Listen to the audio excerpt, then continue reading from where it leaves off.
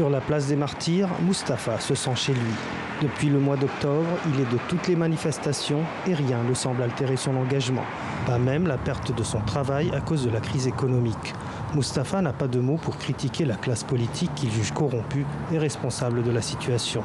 Une chose le chagrine aujourd'hui, le manque d'unité des Libanais, alors que la précarité touche toutes les couches de la population. Le peuple devrait se révolter, pas les uns contre les autres, mais contre nos dirigeants pour améliorer notre économie.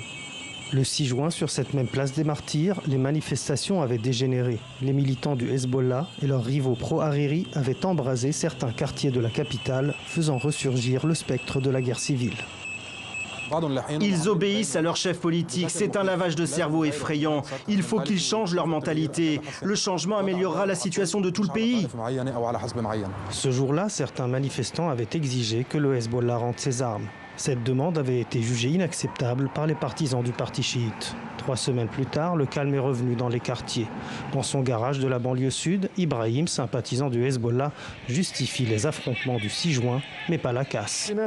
Ils demandent les armes du Hezbollah, mais ces armes, c'est un problème international. Ça ne dépend pas du Liban. Mais ils ne peuvent pas insulter nos leaders et nos chefs religieux, c'est inacceptable.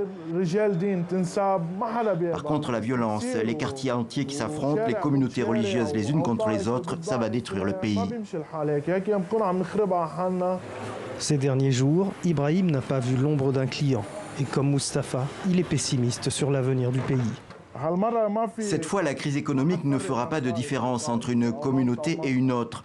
On va tous souffrir, de l'extrême sud à l'extrême nord du pays.